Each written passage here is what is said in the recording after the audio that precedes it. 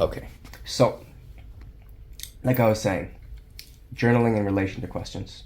The first meditation retreat I did, you get 5 minutes to ask the teacher a question at lunch, and you think, okay, cool, I'm going to come up with all these questions. But you're not allowed to write anything down at this retreat. You're not allowed to take notes.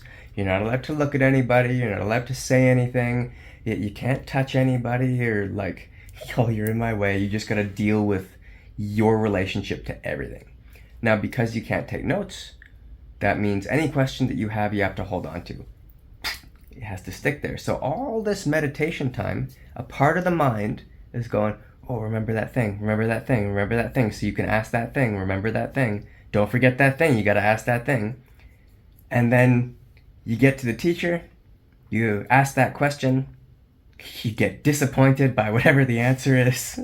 And then you realize, like, oh, like, all questions are indicative.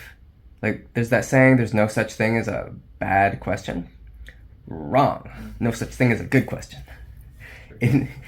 Every question is indicative of a separation that you're imposing on the answer and yourself. You're taking the answer and you're going, hey, answer to my question, you're somewhere else. Because when you go, I have a question, it's never, I got a question. Huh? Something outside of you. So as you find greater depths of union, and you can let go of the question, I mean, it sounds so freaking cheesy, but you let go of the question and the answer appears. It might not be immediately, but through not holding on to that question, you are free for that information to come in. By holding on to it, you're creating a barrier, and you will feel that inside yourself, right? So of course, like, questions are good. Sort of, they can direct your path. The right questions can direct a path. Or more accurately, so it seems, the right release of questions can direct a path. And it's a fun thing to explore. One other thing that's often involved in questions, and I've noticed this, I was telling a friend of mine, and now every time someone asks a question, he just looks at me and starts laughing. And you could almost replace the question with the person, especially in spiritual circles, like looking at the teacher and going, hey, teacher, am I special? Right? We're looking for validations of experiences, someone to go like, oh wow, like, you're really onto something. No one's ever asked that before. You've got something. You're unique. You're as unique as everybody else. And I remember this meditation teacher, I was like, oh, my body's so sore, and like, I gotta hold myself in this position for 12 hours a day, and I'm not a weakling, so good posture and stuff, and like, no pillows under the knees or anything, because I can hold my body up.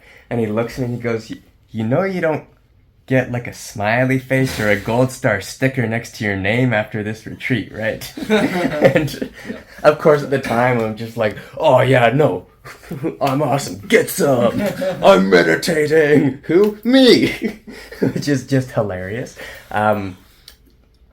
So point being, write stuff down, which will allow you to have the question or experience that side of that form side of it, and then, or the experience or the process you might want to go through. If it's like a process of, okay, you vital breathe, this, that, awesome. Like, write that all down and go through it every day for a few months. That'll give you an understanding of how to create different pathways to bits of information or deities, or how to create a landscape of different energies and beings. There's really a lot of value in that, and I've done that as well. You go through the protocols. And then you've written them down, you're free. That's it. Now, maybe my lack of looking at my notes, like I said, is just my own laziness. I'm like, I already wrote it down. Why do I need to look at it again?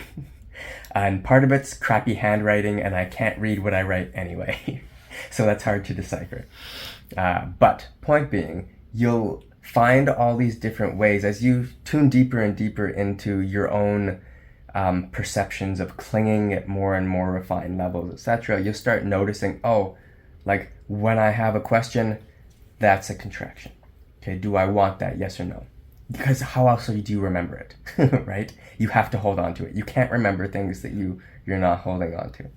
And some things you want to hold on to, like the memory of, flushing the toilet after you use it, right? Or like, did you brush your teeth?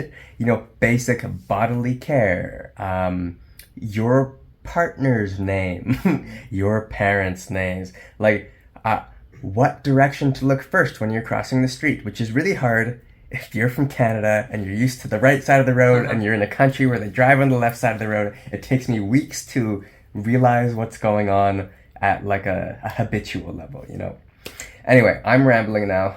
Hope that was somewhat helpful or totally disjointed. Yay, YouTube!